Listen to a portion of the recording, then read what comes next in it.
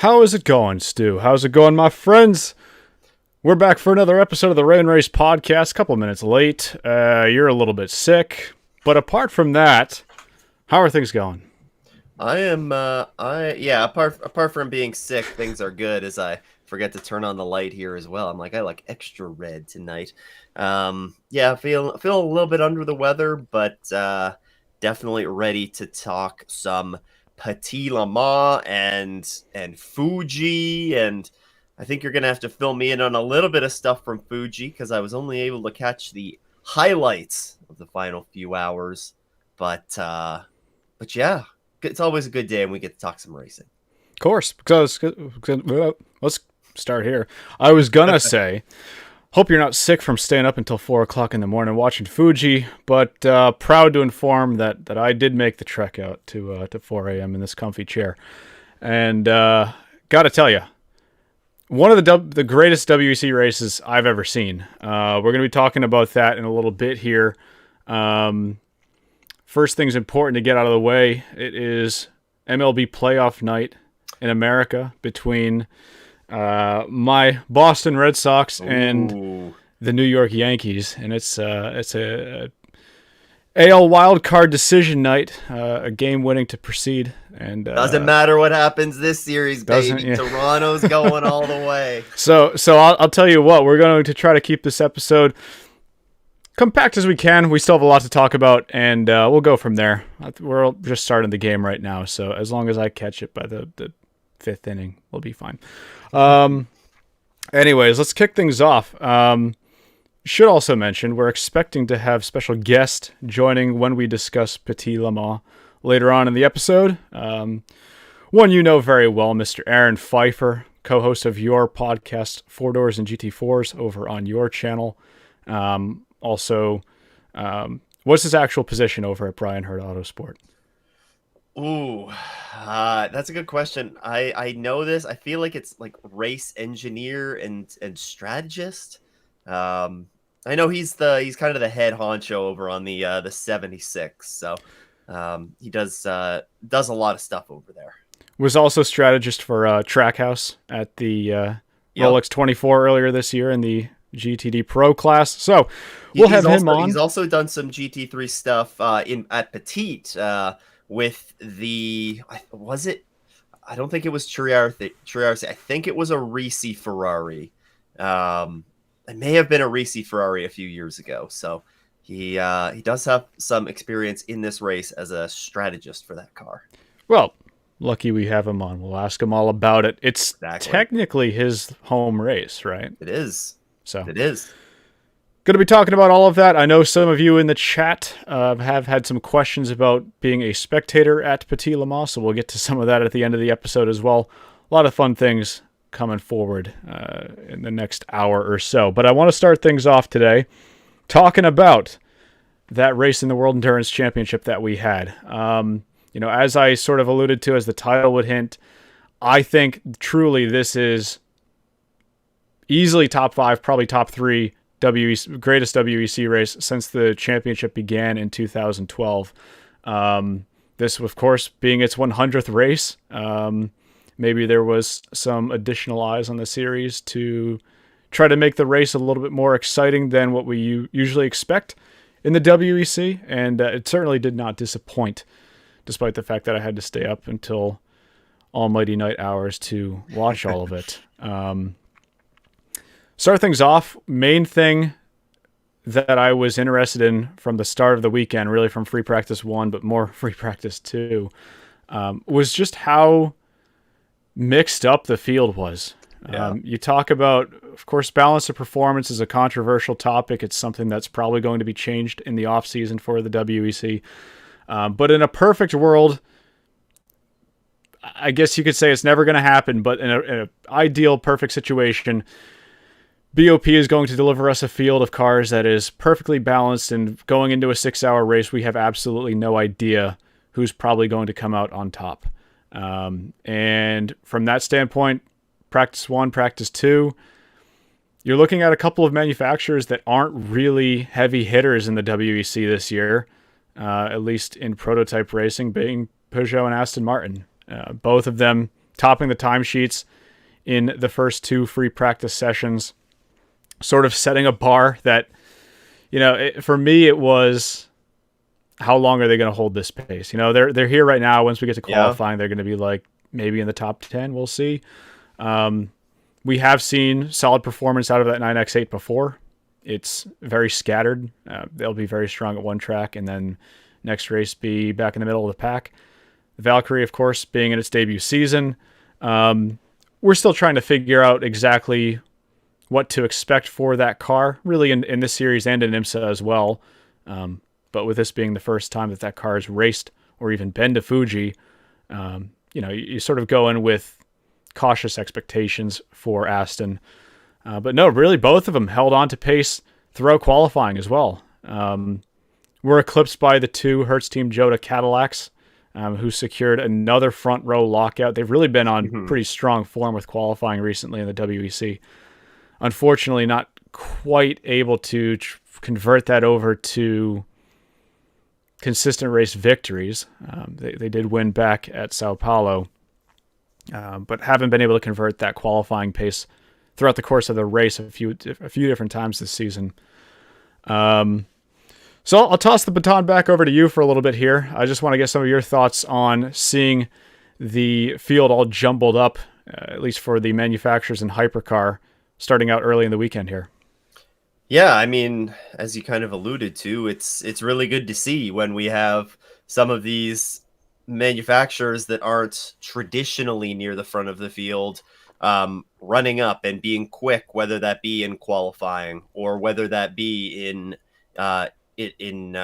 practice and ultimately in the race. You alluded to the 2 Cadillacs that qualified 1-2, but kind of hot on the heels. The 12 Cadillac had a healthy gap after Hyperpole, but the 009 Aston Martin and the 93 Peugeot were both within 5/100ths of a second of the time that the 38 Cadillac set. So that was really, really good to see. You see how tight everything is there. There was some, I don't want to just repeat the same thing, but like, just good to see this, how close all of these manufacturers were. And that did transition over into the race as well. I said that I wasn't able to watch all of the race, but I vividly remember, in the first half of that race, how, the commentators were talking about that the entire field, I think one of the Aston Martins picked up a penalty, it was fairly early on, and that drive-through penalty dropped them to the very back of the class.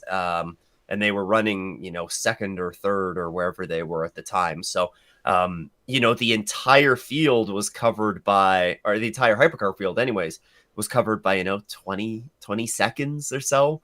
And that was just really good to see how close everybody was. And it made for some great and really exciting racing as this race went along. Yeah, and sort of going off of that, I do want to bring up a point about this race in particular, because we've talked before about, how do you define a good endurance race? Do you want to have cars that are nose to tail after 24 hours of racing? I sort of say 24 hours of racing loosely, because ultimately a big key in endurance racing, especially over an IMSA, are safety car interventions. Mm-hmm. And we've kind of been vocal about the fact that, maybe IMSA should adopt a situation of virtual safety cars slowing down the field without bunching the field back up, because it sort of artificially brings the field back together, especially now when we're doing class splits.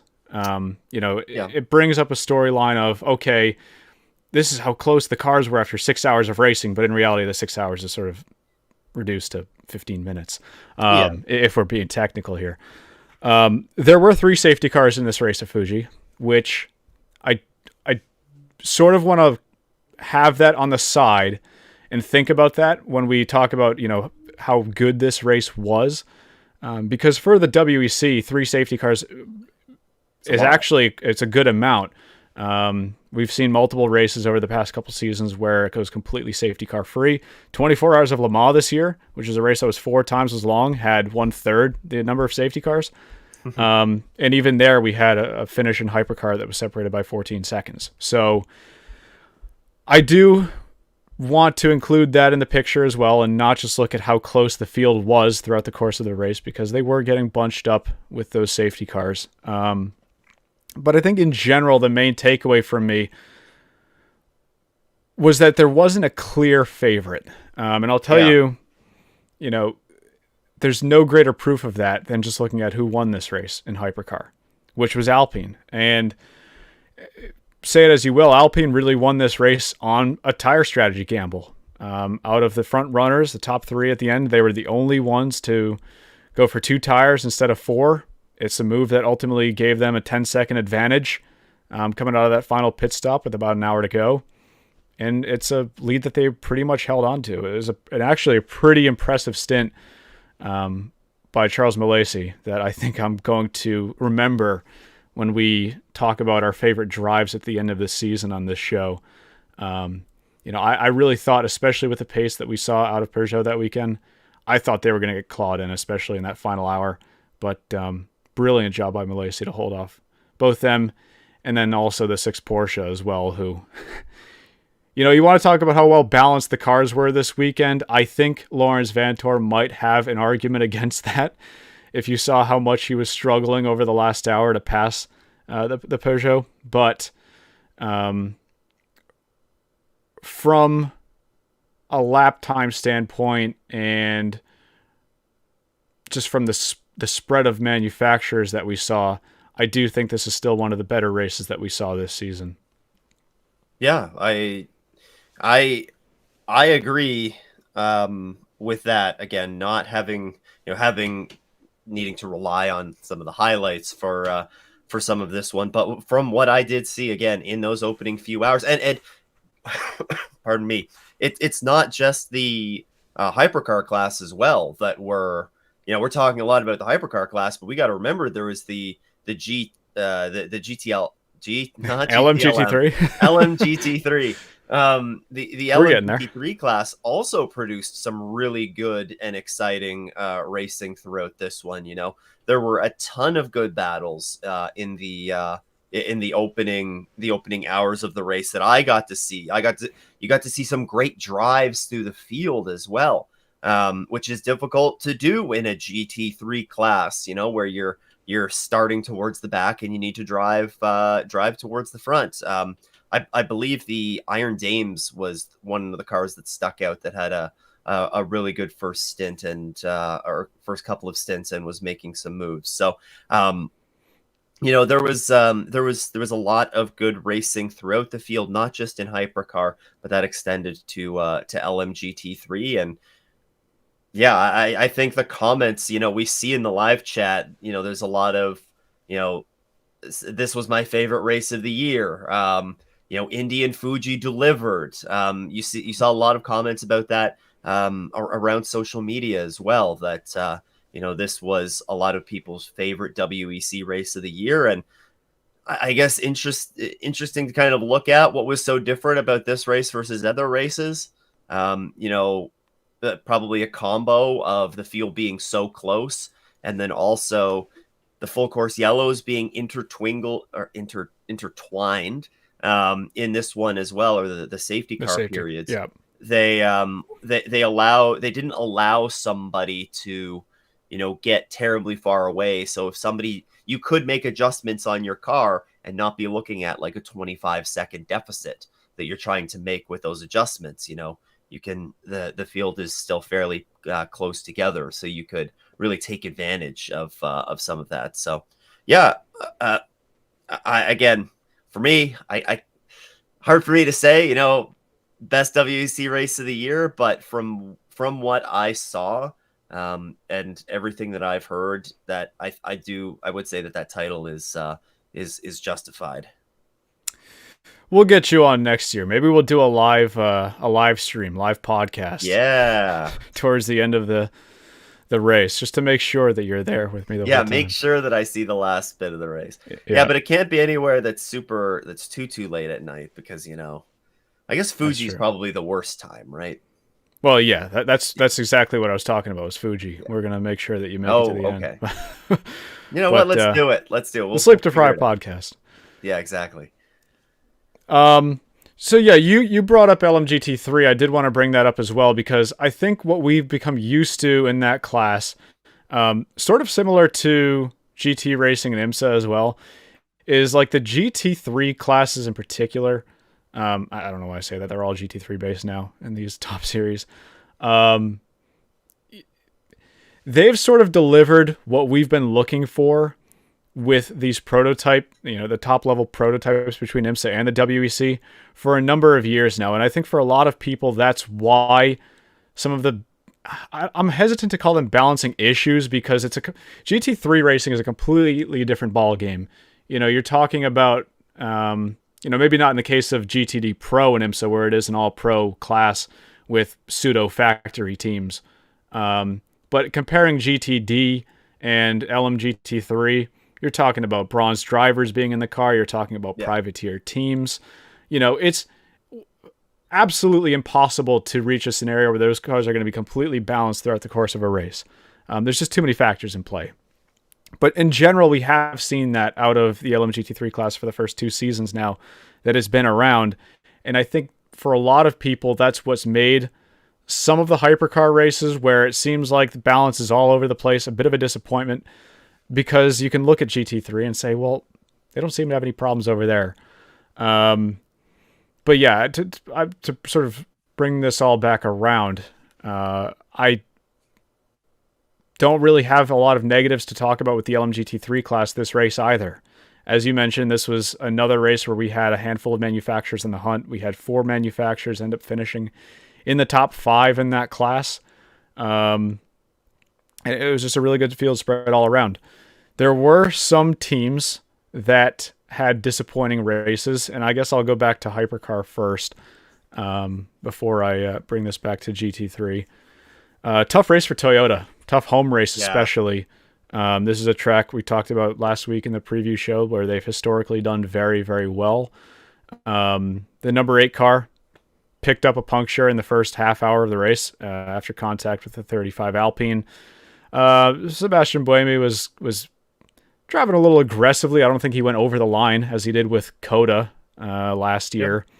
But nonetheless, pushing the Alpine down towards the pit wall.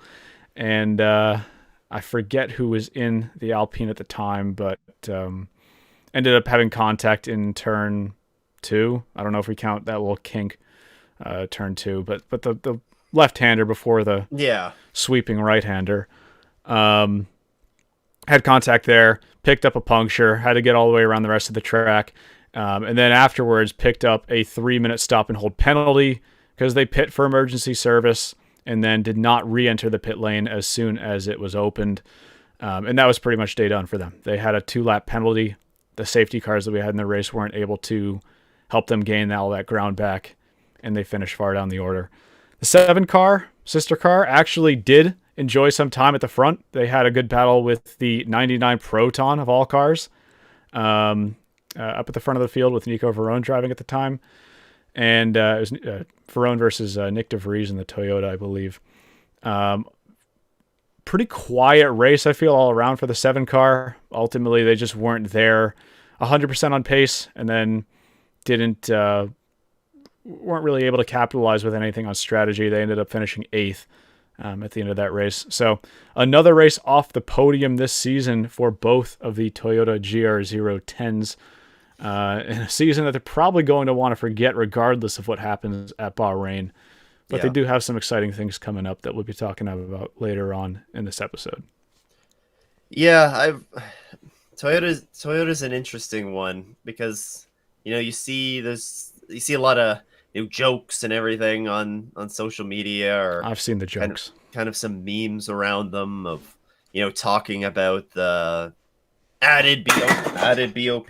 Jesus, like My phone holder just absolutely fell off the That thing. sounded like a weight ballast itself falling. Yeah, that was Toyota's 20 kilograms falling Oh, off right there. But I saw a really good something that makes I mean, makes a lot of sense. But saw a good point made the other day, and we got to remember that this is the oldest hypercar that's on the grid. There have been. When was the last time that they made the update to that? Was it 3 years ago that they got the? 2023. Yeah, So so yeah, by next year it'll be, it'd be three full well, seasons, they've 23, already 24, run and 3 full 25. seasons with the current Yeah. iteration. Yeah. So we're talking about a car that hasn't been updated in a few years, and we also need to consider that all the other hypercar teams, they're making updates to their cars in many instances, or in a few instances, but they're also getting a better understanding of the car as well and how to maximize that pace over a full stint. Toyota would have had the leg up on that absolutely in year one. Probably carried over a little bit of that into year two, but I think it's totally expected that 3 years into this that Toyota might be slipping a little bit because maybe their car doesn't have the same. They weren't forced to make the same level of improvements previously when it was just a handful of hypercars in that class. So I think that's important to remember. BOP obviously plays a big role in that. And there's been a lot of discussion around BOP, and rightfully so. But it's also, Toyota's introducing updates next season for a reason. And I would expect that, after a little bit of maybe a teething period with some of those, that they'll be right back up there at the front. It's not like Toyota doesn't know how to win, but some updates to that car and try and improve the overall pace of that car is not going to hurt them at all. Yeah, absolutely. I think we're going to be talking about those upgrades in a few minutes here, but you sort of brought it all home there. Also disappointing race, kind of, for the heart of racing. Yeah. I didn't think you'd be able to describe this race as a disappointing race for the heart of racing going in, just because of how much momentum they were carrying with both the hypercar and GT3 car. But second half of the race, Tom Gamble exiting the pits. Cold tires, of course, huge factor with these hypercars. It hits the team sister 27 Heart of Racing Aston in the LMGT3 class. Again, in that Painful. same left-hand turn before the right-hand sweeper. I'm going to call it turn 2. I don't know if I think that would be turn 2. And ultimately, the GT car got away with it. The 007 did not. They had to retire. Especially disappointing for that hypercar program with how much pace they had this weekend. I mean, this was, by and large, the most promising performance we've seen out of that Valkyrie hypercar in the WEC this weekend.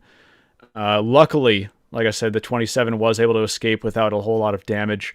Didn't end up losing any laps, and with the safety car that came right after it, didn't end up making a big difference to their race, at least to my knowledge. But the sister 009 hypercar was able to survive the entire 6 hours. They were able to finish 6th. They actually finished 5th, I believe. Did they? Did I miss it? Yeah. Looking at the final race classification, it is a 5th place finish. Somebody must have gotten penalized. Oh, because I was going off the results that were shown on the race broadcast, unless I'm missing something. But no, the official right, race classification. Yeah, the okay. Perishow got a penalty. Thank you. That's why it's live. Bingo. So 5th. So that's the Thanks, first top Kat. 5 in the WEC for the Valkyrie this season. I was going to say 6th, I believe, was also their highest finish in IMSA as well, if I'm not mistaken. Yep. But with that penalty, I guess the WEC program one-ups it. It does. Been a solid couple of weeks for the Valkyrie. Yep. And except taking out your teammate and all that stuff. But yeah, don't do that in the IMSA race. to round out the disappointing races, still a second place finish, but a disappointing one nonetheless for the 21 Vista AF Corsa team. This was actually the second race in a row that AF Corsa finished first in LMGT3, only to have it taken away. In this race, it wasn't taken away with a post-race penalty. It was taken away. They actually ended up picking up a 5-second time penalty due to having a crew member in the pit box while the car was pulling away. Actually wouldn't have affected their race result at all, except for the fact that they ended up having to save, I think Mattia Drudi was in the car at the time. No, sorry. Ended up having to save virtual energy on the final lap of the race, and they ended up losing that first place to the 81 TF Sport Corvette. 21 was still 2 seconds ahead at the time of the finish. So they did cross the line first, but with that 5-second penalty, ended up finishing 3 seconds behind the TF Sport Corvette. Yeah, I don't know if you have any comments to make about this one. It's, like I said, the second race in a row that this happened. It happened to the sister car at Coda. What can you say about it?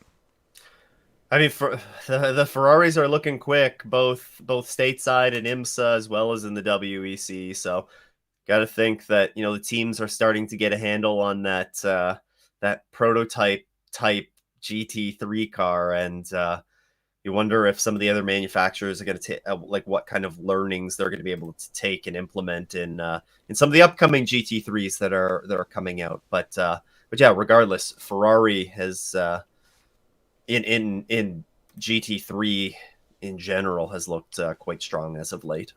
Yeah, and it was Simon Mann in the 21 car. I don't know why I said Mattia Drudi. We're not even on the right manufacturer. So, going over to the class winner, as I sort of already mentioned, it was the 81 TF Sport Corvette. They picked up their first win of the season. The sister car picked up the race win, the season opener at Qatar. As a result of that, both Corvettes are still mathematically within a chance to win the championship at Bahrain next race. We have extra points on the table for Bahrain, being an 8-hour race, but they would both need a pretty heavy swing off of the top two to make that happen. Which I guess brings me to the championship orders for both classes right now. In the hypercar class, the 51 AF Corsa Ferrari is still the points leader, despite a very disappointing race here where they picked up no points out of this weekend. They did have enough of a points buffer going in to be able to survive that. They're still holding a 13-point lead over the privateer AF Corsa number 83 Ferrari in second place at 102 points. Then it's the third place finishers from this race in the number 6 Porsche. A race they might look back at and say if they were in a different position with clean air, maybe they would have been able to make something happen. But ultimately, we're not able to make the best out of that battle with the 9X8 in the final hour of that race. And then we have the 12 Cadillac, the car that won back at Sao Paulo. Still within a mathematical position to win the championship, but again, pretty far back at 81 points versus 115. Yeah. Yeah, if you're those championship leaders, you're kind of, maybe with the exception of the 6, you're kind of looking at this as kind of a what could have been day. You alluded to the 51 getting 0 points today. I mean, the 83 entry finished 9th. Yep. And then, you said it was the 12 that's 4th in points. Yep. They were still only able to muster a 6th place finish when it was all said and done. So maybe kind of a what could have been for a lot of those teams. Yeah, well, and that's what we said going in, is when you have a class that is as subscribed as this one, and LMGT3 for that matter, there's a very high chance that you could go into a weekend and pick up no points. This is a scenario that's, to be honest with you, we're pretty new to in these championships. We're not used to having grids that are this full, at least in the top class. So it's a big possibility nowadays, something that these Yeah. teams definitely have to consider. And Ferrari's a great example of that. They're picking up between 3 cars barely any points out of this race. And while they were able to survive this race, repeat that at Bahrain, and they might not be so lucky. Yep. Over in the hypercar manufacturers title, Ferrari is still holding a pretty sizable lead over there right now. Quick maths would tell me that they have a 39-point lead over there, over Porsche right now, and then Cadillac further back in third place. Those are the only 3 manufacturers that are, again, still mathematically in the hunt at Bahrain. Again, there's a lot of points to be picked up at that Bahrain weekend. If Ferrari has another race result that they had here, who knows the way that's going to swing. Mm-hmm. But I think ultimately it's going to need to be a very rough weekend for Ferrari, and then for Porsche, very strong race at Bahrain to be able to make up a deficit that heavy. Over in the LMGT3 Championship, same story. It's the top 4 mathematically eligible for the championship. It's the 92 Proton, Manthey Proton. Why am I saying Proton? The number 92 Manthey Porsche. Oh, man. With a 105, not 105 point lead, but 105 points on the board, and an 11 point lead over the 21 Ferrari, the car that so nearly won here at Fuji. And then the 2 Corvettes, 81 and 33 from TF Sport, both with a single win apiece this season at 81 and 70 points. So between the top 4 there, you're looking at 35 points. We have 39 points up for grabs at Bahrain by picking up the win and the pole. There's enough in there, but it's going to be a tight race if you want to beat Manthey. Yes, it will. Wait, are you looking at the point standings after Fuji? Yes. Interesting. Am I missing something? Are you seeing something different? I don't know. How many, is it the same points breakdown for Qatar at Bahrain? Is it 1.5 points? Okay, yes. So 38 points are on offer then. Okay. 38 plus 1 for pole. Yes. Okay. Because I'm looking at this and I'm like, what's our points offering that's on the table here again? You know? Yeah. Like, again, sports car racing, they don't make it easy. We keep it simple here. Yep. So you were spot on. You were spot on. I was just keeping you honest. There we go. Closing thoughts for me from this Fuji race. I really think this is going to be a benchmark race that we look at, especially for the top class. We talk about reform that is likely going to be happening with the balance of performance going into next season. Again, the BOP was not perfect this race. I don't want to insinuate that it was just because we had a unique winner. This was the first win that we saw for that Alpine A424. I don't think I really made a point of that, but not their first win in the hypercar class, but their first win with a proper hypercar. But going back to the BOP argument, I don't want to insinuate that everything was sunshine and roses for every single team here. I do think it was probably the best mix that we've seen this season. Some manufacturers, maybe Ferrari and Porsche, might try to disagree with me on that. But I do think this is a race that we're going to go back and look at as a standout from this season. Come the end of this year, and then looking at the other 99 races that we had in the World Endurance Championship, this one is a race that made me feel like it was 2015 again. Turning back the clock 10 years to see the battle between Audi and Porsche in that era. Some of that felt familiar here. You can also look back to the 2016 finish between Audi and Toyota. That was very close there as well. That's the type of racing that I want to see in the WEC. And really, this race and this track solidified itself as a top race in the WEC for me. Already was going in. I'm just glad that now I'm validated. I think a really nice thing to kind of finish on here is we did get a super chat from 00083 here, and that's a big Aston Martin number there, 0083. And they ask, on a scale of 1 to 10, Where do you guys rate the race? They give it a 9 themselves. Mr. Waffles piped in. Definitely a 9. I only watched half the race, so I'll give it a score at a 5. And I'll say definitely what I saw was a 4 out of 5. I do think that by the sounds of everything, things got cranked up a notch in the second half. But I'll give what I saw a 4 out of 5.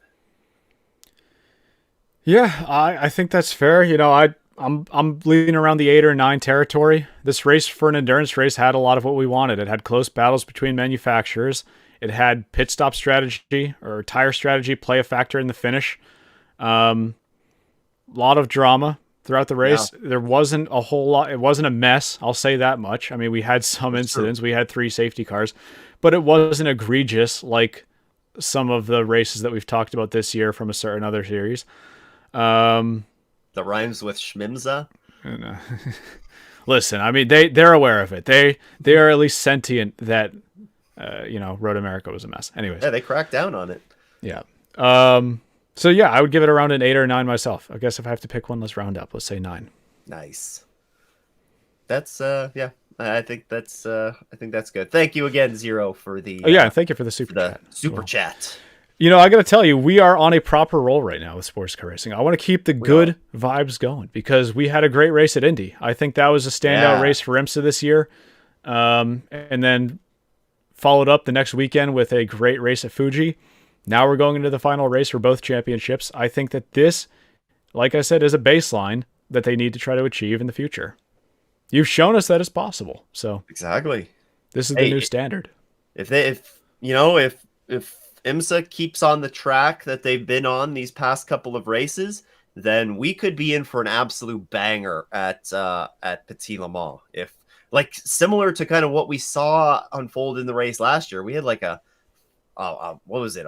Was it a 6-hour green flag run? It was a long run. Long? It was really long. Yeah. So hopefully we'll be able to see that continue. Yep. All right. Any comments or questions that you have from the Fuji race? Drop them in the chat. We'll get back to some of those at the end of the show. When our guest joins, well, he might not be able to answer many of those because he may have watched even less of the WEC race than I did. But we'll throw him on the spot. Anyways. Yeah, it's true. Switching gears over here to IMSA. Coming back stateside here a little bit. That was a short flight over the Pacific.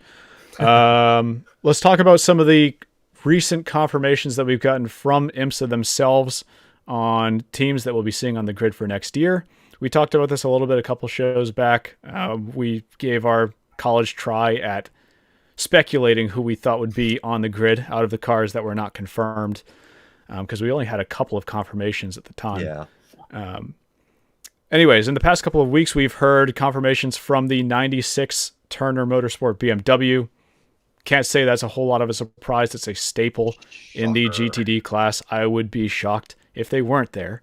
But nonetheless, great to see them continuing that effort. Maybe a little bit more promising to see for me was the addition of the Pfaff Lamborghini. Yep. Not that I was expecting them to go anywhere, but it's no... you can definitely say they've had struggles with that Lamborghini program, or they certainly haven't returned yet to the form that they were showing with Porsche a few seasons ago. And so for me, the question was whether or not they continue with Lamborghini, whether they try to potentially go to a different manufacturer again. But they will be sticking with Lambo for that GTD Pro effort next season, and hometown favorite for you. I'm sure that's great news to see. Yeah. Of course, not surprised at all at Turner. I think this is, nobody's surprised to see this. But yeah, the Pfaff I was surprised to see them confirmed this early. But I would say for me, it's not surprising that we see them stick with Lamborghini. Lamborghini at the end of the day wants to have that GTD Pro presence. And I do think that this is a good relationship for manufacturer as well as team. It does seem like Pfaff is getting some of the support that they do need from Lamborghini. Seeing who from Lamborghini's kicking around in their to support the team. Like they have consistent help all the time. It does seem like Lamborghini is from an outside perspective. Obviously, it does seem like the support there is strong, and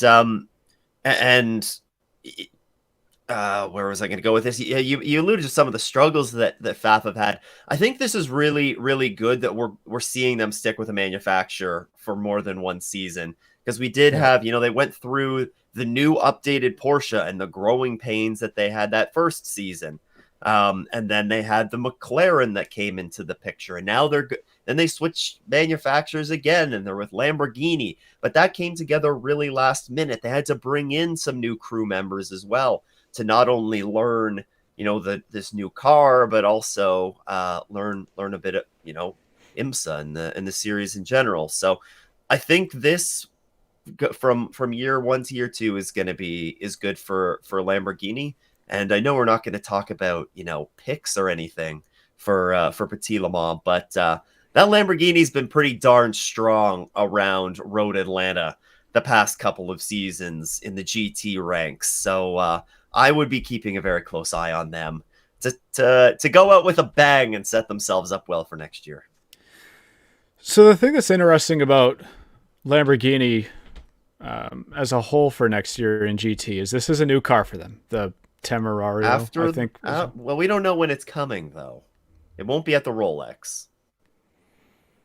True. So I guess, the question is when it does debut, assuming it is, probably, I don't know, would it be a mid-season? I think they're aiming for one car at Sebring, which I think I read would likely be with FAF in the pro ranks, and then they would roll out more customer cars as the season goes on. So here's why I bring it up, is because historically, at least in IMSA, new cars in GT have struggled on that first year. There's a couple of reasons for it. Number one, teething issues. We saw that with Ford and Corvette a couple seasons ago. They're both very strong right now, but they had to get through that initial phase first of all. And then also, if we're not going to be silent about it, BOP is usually pretty conservative with new cars when they're first on the grid. Yep. FAF struggled with that pretty vocally when they had that Evo Porsche at Daytona in 2023.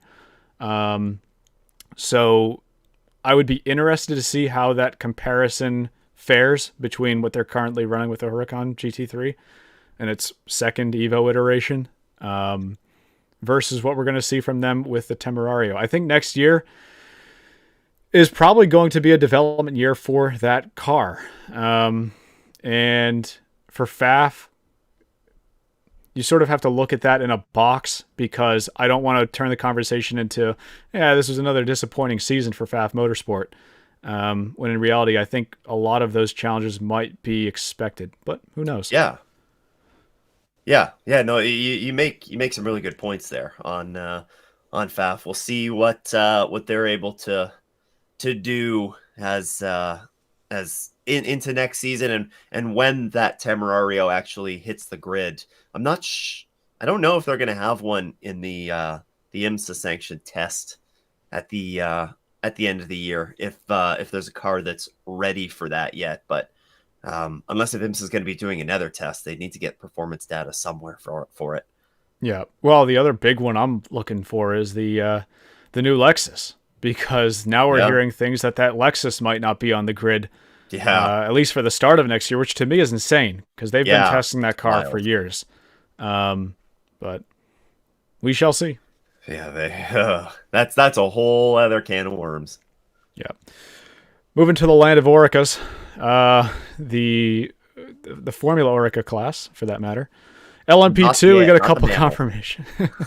We've got a couple of confirmations. The 73 Pratt & Miller Motorsport team, new to the LMP2 grid this year, will be making a return to that class next year.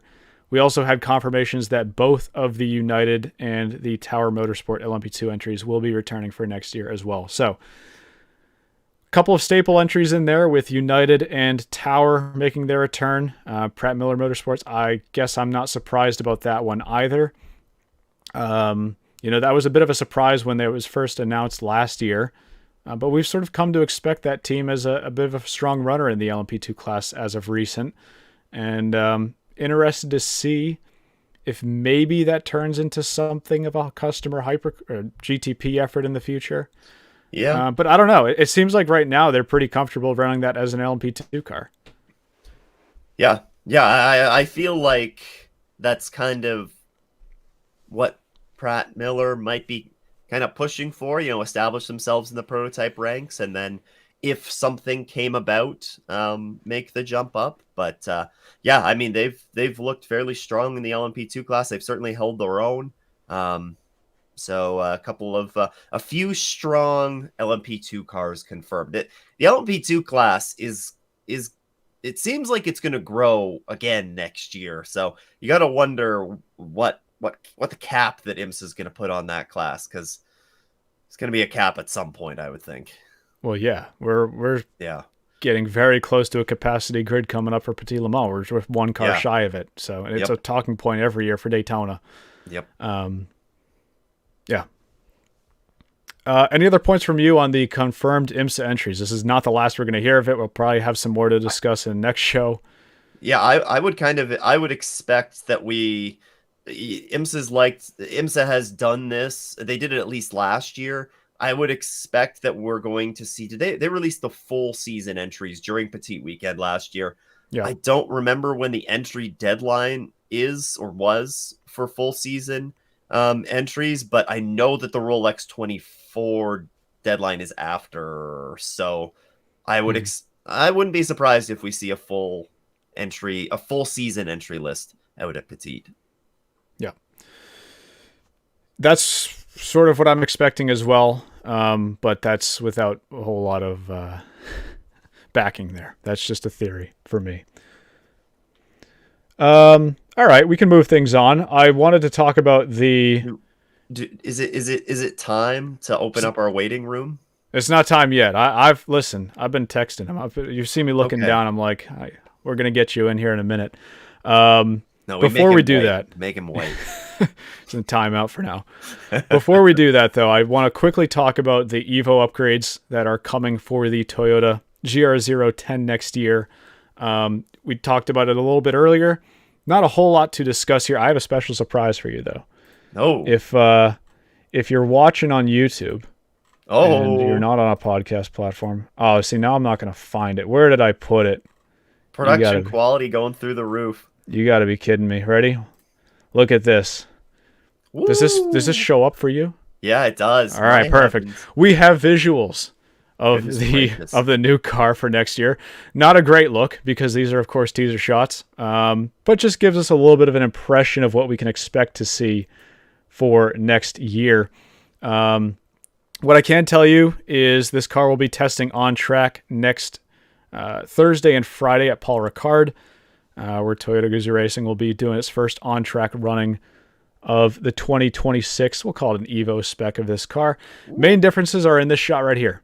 You're going to see some more curved rear wing. The rear headlights are a little bit different as well.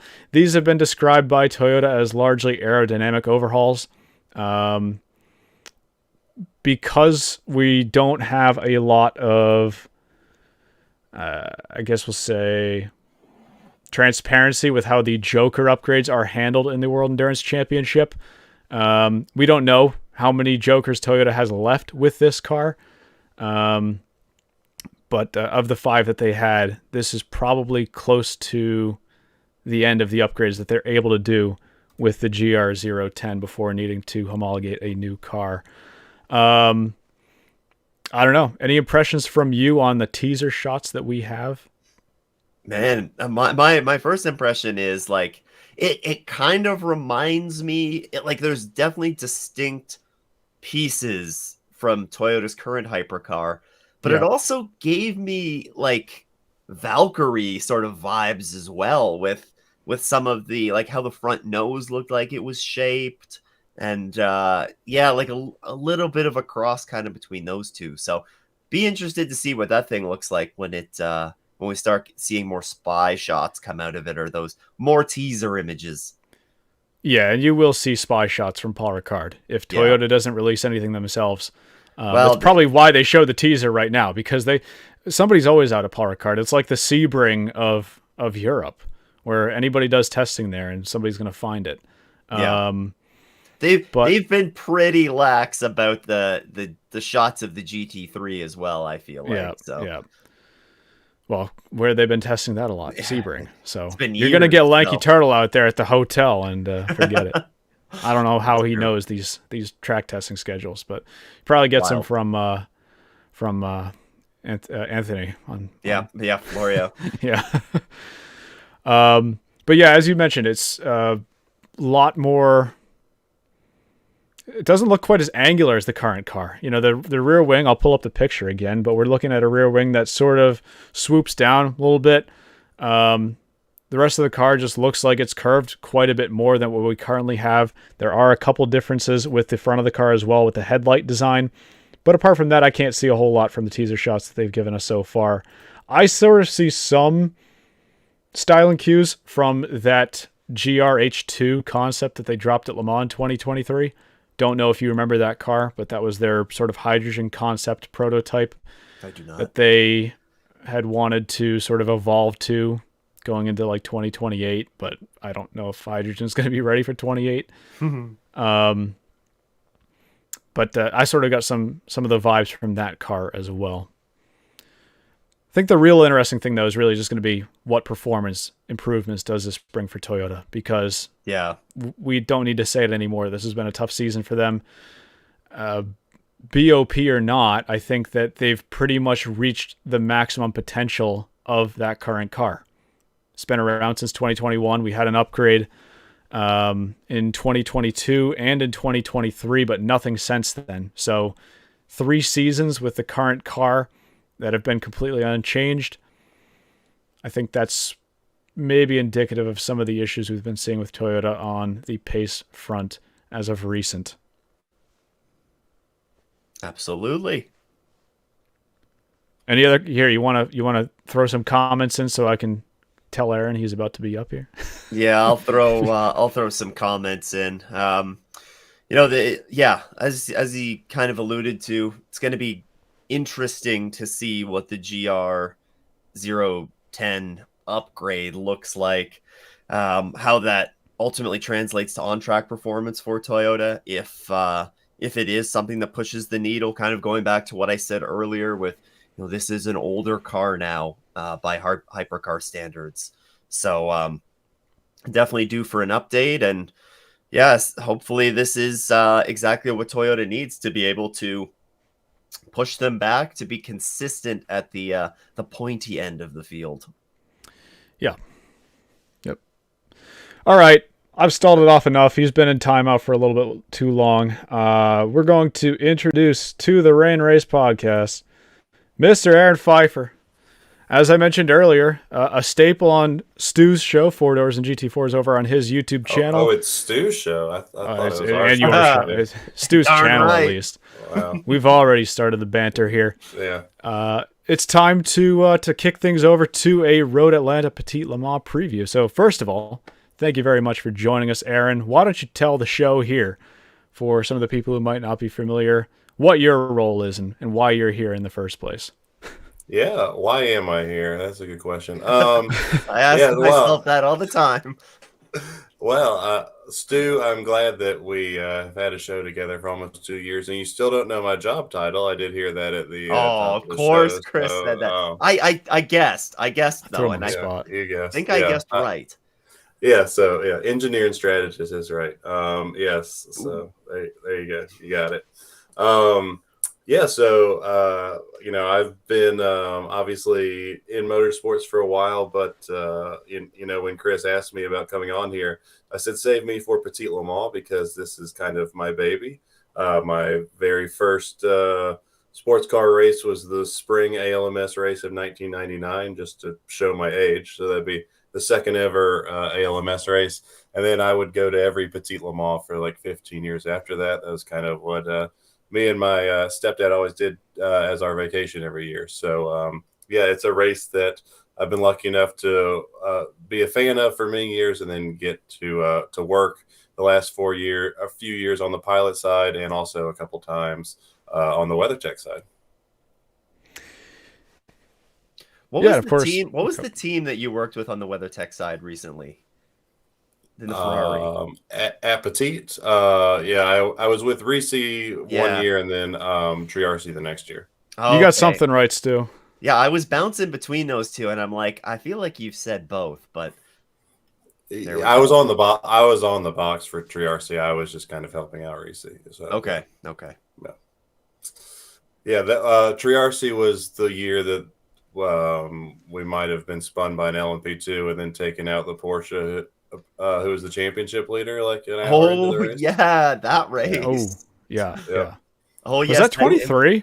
Yeah, it was. That was 23. Yeah, that was the first. And we would finish on the lead. We would finish on the lead lap then, and actually had a chance to win it if it weren't for the patented last hour yellow of Petit Le Mans. Well, it's a trademark of all IMSA Enduros. It was very true. Working with Reese and Triarci, is it a requirement to smoke? No, it is I don't drink caffeine, so I really stick out like a sore thumb as they're all just slamming espressos all day, every day. And I am not definitely the nicest coffee machines in any truck in the IMSA paddock is any of the Italian brands. Yeah, probably not Pfaff, which is like they have Canadians running Timmy's, a Lamborghini, but yeah. They have Timmy's. We're good with Timmy's. Okay. Debatably, but let's get this train back on its track. Yeah, you know what? We sidetracked things here a little bit, but we'll get the train back running. Stu, I've talked a lot in this episode about WEC and stuff. Why don't I let you take the reins of the show for now? We can start things off talking about some of the additional entries that we have for this race and some of the new drivers hopping over to the States as well. Yeah, there's actually not a ton of change on the entry list apart from, of course, we have the Michelin Endurance Cup lineups in. There's 3 driver lineups, I think, that we have.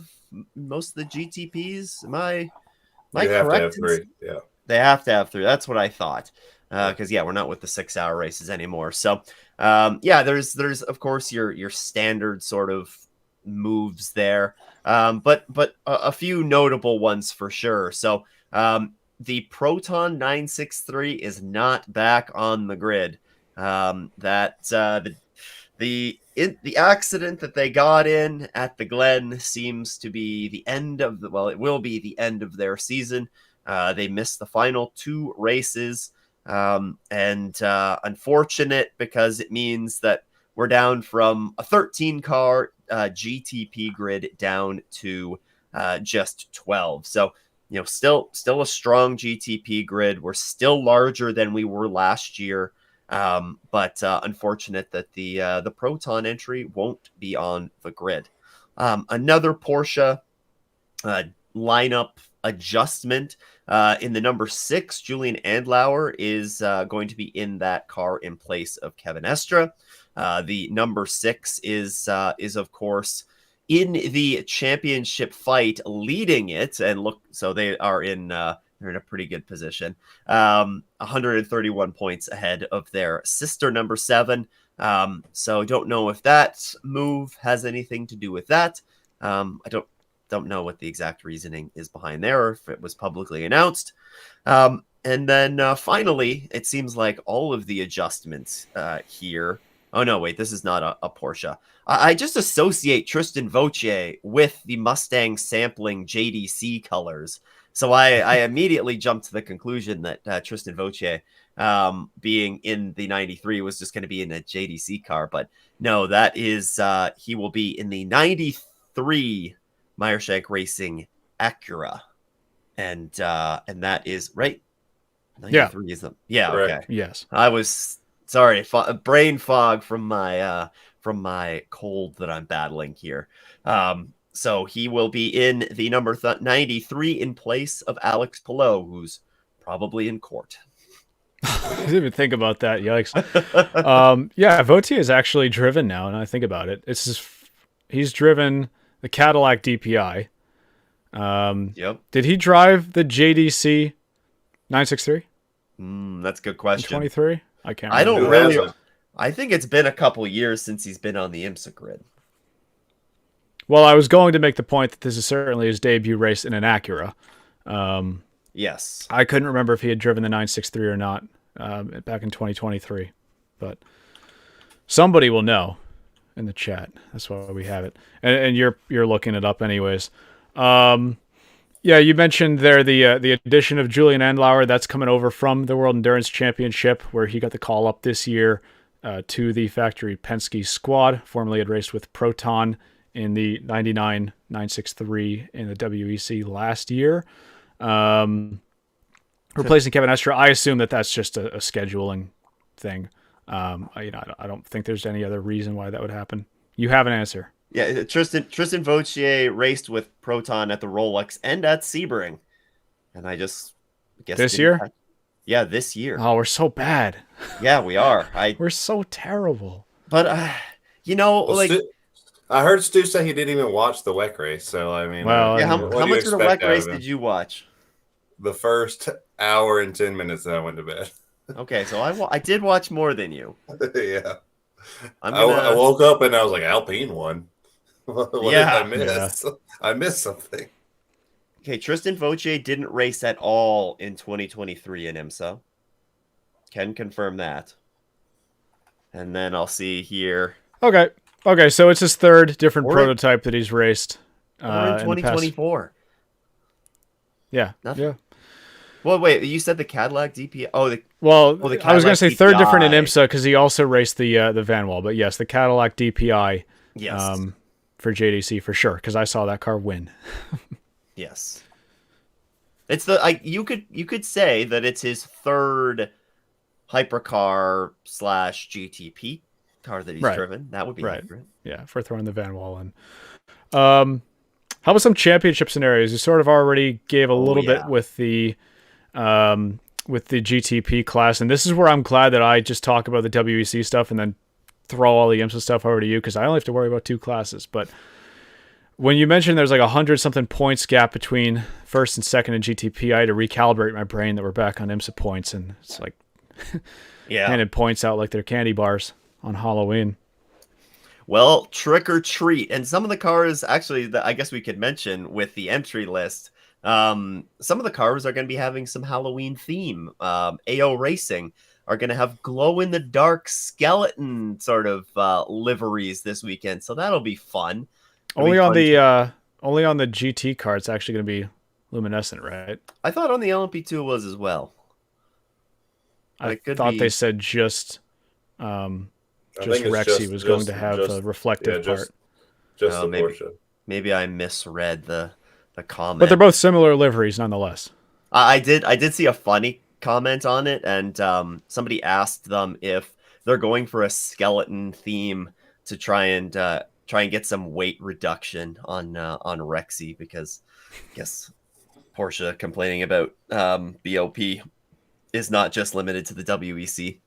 Anyways, championship scenarios. Let's talk about that, and let's see how long my voice holds up. So in GTP, we have 12 entries. What that means is we have, in all of these classes in the WeatherTech Championship, a maximum number of points that you can score in a race is 385. 35 points for qualifying, 350 points for the race win. The minimum number of points that anybody can score is 209. And I'll be talking about minimum, but the important thing to remember here is the point swing. It's a 176 point swing.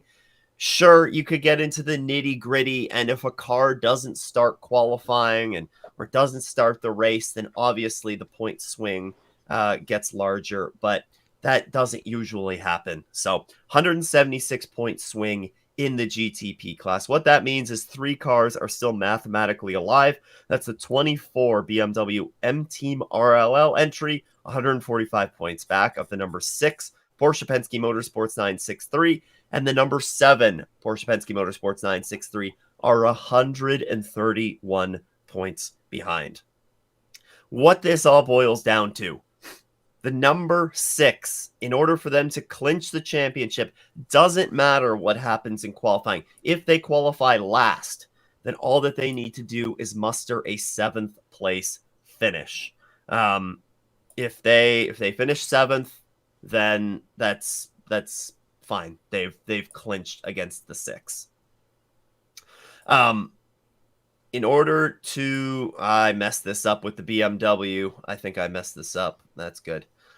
Because I have here to beat the BMW. Oh no, this makes sense because the BMW is not that far behind their sister.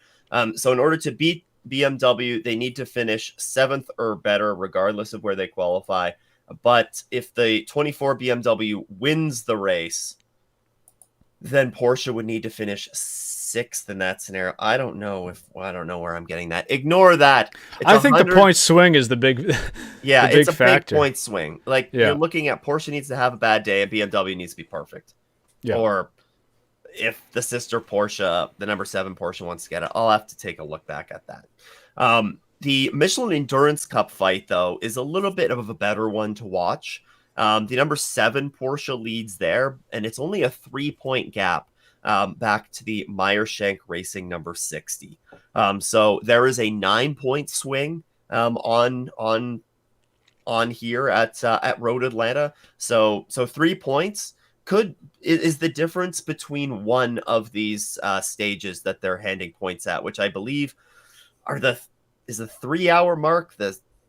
Is it 3? I think it's 3 and 6. 3, 6, 10. So I think so. It's something like that. There's three marks in this race where they're giving out points. You'll hear those discussed when they're coming up on the broadcast. But that is a close race because winner of one of those, if you're first at the point where those points are given out, you get 5 points. If you're in second, then you get 3 points. No, 4 points. Third is 3 points, and everybody else gets 2 points. So there's a 3-point swing in every single one of these in one of these Michelin Endurance Cup segments. So that's going to be a really fun battle to watch in GTP, and teams will absolutely take that seriously. The number 60 is not in the running for much. Of course, they want to win the race, but they absolutely want to win that Endurance Cup. So keep an eye on that. Well, and I think that they are definitely in the running for the Manufacturers Championship still, correct? I was going to pull the manufacturers' points for these guys, but I didn't have time. So they're only 7 points behind in the Manufacturers' Championship right now. So I think they will definitely be trying to finish in front of a Porsche, which is all they would need to do, basically, to secure the Manufacturers' Championship for Acura would be have an Acura in front of a Porsche. Doesn't matter where they finish. Yeah, that's actually a really good point. Like Acura have had, especially in the summer stretch, they've had a lot of good races, but it just hasn't been one. The 60s had some strong runs, and sometimes it's just the 93. So they haven't really been able to fully capitalize that in the full season championship. But on the manufacturer side, that's a good call out. LMP2 also has 12 entries on the grid, so that also means a 176-point swing, and it's only a 2-horse race here for LMP2. It's the 99 AO Racing entry. That's Spike. It's not going to be pink this weekend. It's going to have a skeleton on it, and then there's the 22 United Autosport entry, who are 85 points behind. So what this means, in order for the 99 to clinch, actually, there's no qualifying points in LMP2, is there? Yes, there are. Okay, yes, there are. There's not in the I'm thinking of the what's the Aiken, Bronze Cup? Is it Aiken? No, yeah. Bob Aiken is not in LMP2. GTD. Yeah, that's Jim Truman GTD. Award. Jim Truman Award. Yeah.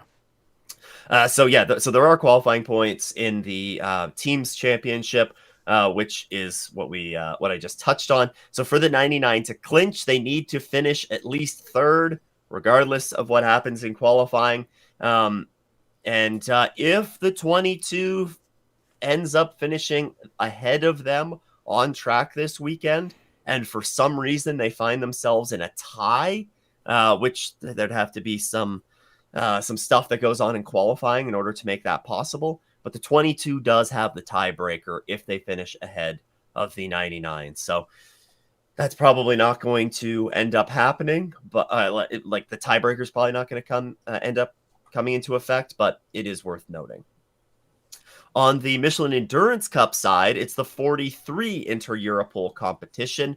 Orica that is in the lead there, and it's a 5-point gap back to the number 22 and the number 11 entries. The number 11 had a heck of a charge forward after their results at Indy. So they find themselves in the thick of that championship. Again, it's a 9-point swing, so there are a couple of others that are still in the mix there, but it's probably a 3-horse race here, and 5 points is definitely a gap that you can make up in the Michelin Endurance Cup standings. And we don't have to worry about a manufacturer's championship here because it's the Spec Orica class. Orica's had that locked up since the first race of the season. Since 8 years. Had it out since the entry list came out last year. Yeah, that's true. Well, yeah. In GTD Pro, easily, this is our closest battle. I mean, whoever finishes in front of who is what it really boils down to. It is a 154 point potential swing here, so it is actually only a 2-horse race between the number 81 Dragon Speed Ferrari, who are 18 points behind the number 3 Corvette Racing by Pratt Miller Motorsports Corvette. Yeah, call them their government name. Yeah, their government name. It's their legal name, right? That's yeah. What we for legal reasons. We're not a full factory team. Yeah. For legal reasons. Yeah, we just built the car from scratch. But there are a couple of things that would help either of these teams in this very, very close battle. So, of course, whoever finishes really in front of who in this one is the one that's going to win. Of course, it does mean that if the points gap stays where it is right now at 18 points, it does mean that if both of these cars finish outside the top 5, the Corvette could still clinch it, finishing directly behind Dragon Speed. But based on how these cars have performed this season, I would say it's unlikely that both of them are going to finish outside of the top 5. It is worth noting, though, the number 3 can do themselves a big favor if they can increase the gap to the 81 by a few points, especially if they can get it to a 21-point gap. It would mean that the tiebreaker scenarios are out of it because it's not in a 10-point interval, so they wouldn't have to worry about that. And it also means that if the 81 wins the race, so if the 81 finishes second, then the Pratt Miller Corvette could still finish third, one position directly behind them. If Dragon Speed finishes second, third, or fourth, then the Pratt Miller Corvette could finish one spot behind them, and they would be okay. And then, of course, it also means if they finish outside the top 5, which I think is unlikely, they have a two-spot buffer that they would have there. So really fun, really close battle there in GTD Pro. And it's also a close battle on the Michelin Endurance Cup side of things. This one, though, is already locked up pretty well. It's going to be a Pratt Miller Motorsport BMW that's going to win it here. It's a 4-point gap that the number 1 entry leads on the number 48 by. So a really close gap there in GTD Pro. And I'm hoping that Aaron is going to be able to pick up the manufacturer's battle there if there's anything close going on in GTD Pro. In GTD Pro, yes. Give me 1 second. And this will be your cue that I'll ask in GTD as well. Yeah, it's actually so it's a larger gap than you have in the Drivers' Championship, obviously, because Corvette has 2 horses to Ferrari's 1. No pun on the horse joke there. So, yeah, it's 30-20 to 29-74. So Ferrari'd have to have a pretty big day to eclipse Corvette in that. And then actually Ford's right behind Ferrari, so you could see that one swing as well. But yeah, you brought up a very good point, which I was about to bring up about qualifying and how that kind of changes your mindset, because normally in a 10-hour race like that, I mean, obviously this is GTD Pro and it's not GTD, but still you're normally trying to put your slowest driver really in qualifying first, just because you want to knock their driver time out as soon as possible. You won't see the 3 or the 81 do that, right? You're going to see them probably spend a lot more time in practice than you normally would doing quali runs, although I'm sure they've both gone and tested and done this as well. But yeah, if you could swing those 3 points, if you're Corvette, it's a huge swing. And if you can keep that gap close, if you're dragging speed under 20, then it's also a huge swing. So that's kind of the only time these qualifying points might ever be cool is in this situation. That's true. And also something that I didn't mention, but you just kind of reminded me, like, it's only if Dragon Speed can get that down to a 9-point gap, then it also, which is totally doable. It should be a 15-point swing in qualifying points that's available there. So that could make things very interesting. I did look at the tiebreakers, but I think the tiebreakers, I think they generally fall to Corvette. Actually, no, I think it was pretty close. I looked at a lot of tiebreaker scenarios across IMSA, the 6 classes that we'll cover, but I believe that they're tied on wins. They might be tied on wins, and they're very close in like seconds and thirds as well. So yeah, and some interesting tweaks between the Corvette and the Ferrari in their BOP as well. So yeah, it's definitely going to be a very interesting battle. I mean, the Corvette's been given almost 5% more power in the V1 compared to where they were at Indy, and the Ferrari has actually gained some weight, 12 kilos. So yeah, okay. some interesting things going on there. Interesting. That'll be worthwhile keeping an eye on as they hit the track for practice. And then finally, we do have the GTD Championship point scenarios. We have 19 entries in that class. It's our biggest class, and that means the biggest point swing. It is a 253-point swing. What that also means, well, not that it helps us too much, because there's only one car that has a mathematical chance of catching Windward Racing, and that is the number 27 Heart of Racing Aston Martin, but they are 224 points back. So this class could technically be clinched after qualifying, because there is a 20. Oh, maybe it couldn't be. I didn't actually do my research in that. So hold that thought. Might not actually possibly. Oh no. Anyways, may not be able to be clinched after qualifying. But regardless, it's going to take a Windward bad finish in order to get us there. Even if Windward qualifies in last place, they would still be able to win that championship by finishing 16th or better. I had the note here. If the points gap is greater than 230 points after qualifying, then Windward clinches the championship. So that's don't finish last. Yeah, don't qualify last. If they finish, if they qualify, top 3, unless if Heart of Racing is right there with them, which I would expect them to be.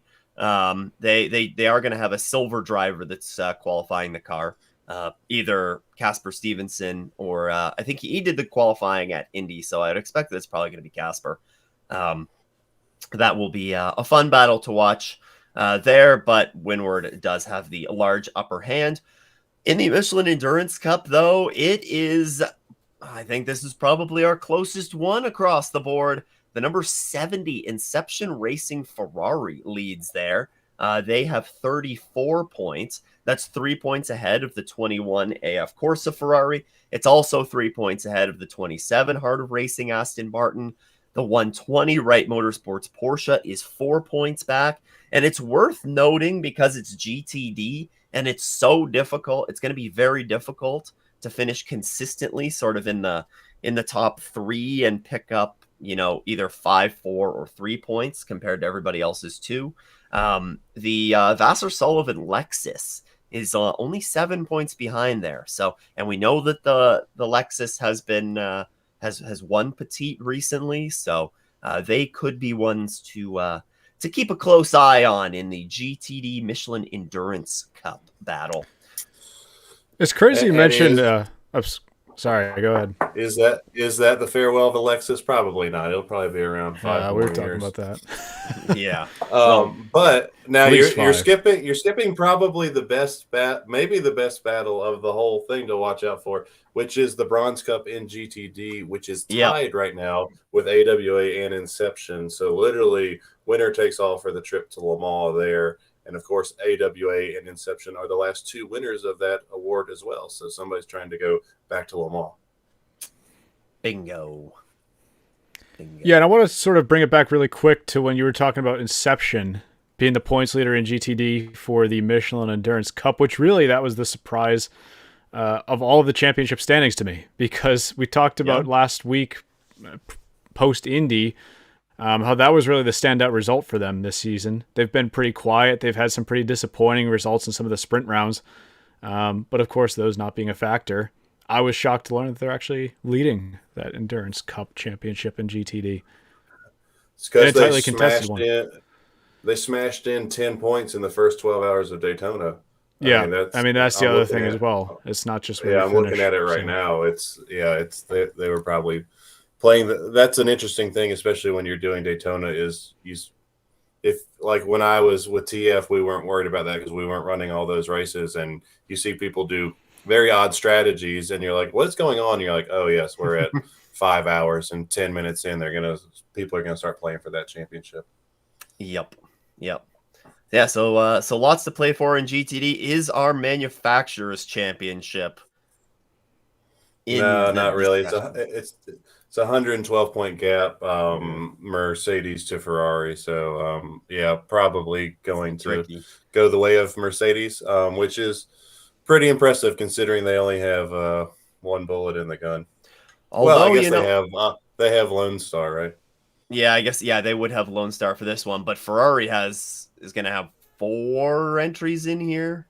5? Is Chentelar on the grid? I don't remember if Chentelar is going to be in this one. Yes. So 5. Yep. Yeah. So a lot of Ferrari's a lot of Ferrari bullets in the chamber, or horses on track, if you want to continue on the horse pun. But I'll let you take it. Listen, Stu, here's the deal. I'm gonna cut you off because your check is in the mail. I didn't think that you had like 15 championships to go over there because I didn't think we were doing Michelin Endurance Cup and manufacturers for 4 classes. Well, I got the Michelin Pilot Challenge too. And Truman, and listen. My job is so easy here. I've got 3 championships in the WEC to keep an eye on, and I wasn't even doing scenarios. I was just telling you the point swing. So. Check's in the mail. If you want an abbreviated version of that, go check out Stu's preview videos coming out next week. I'm going to give you a little bit of a break, though, for now, because I do want to talk to Aaron. From a strategy standpoint in this race, we talk about sort of the running joke here between Stu and I, but then I guess you also made it when you joined, is the trademarked final hour yellow in these IMSA endurance races. From a strategy standpoint, what's the game you want to play here? Because we do have points going out at the 3rd and 6th hour.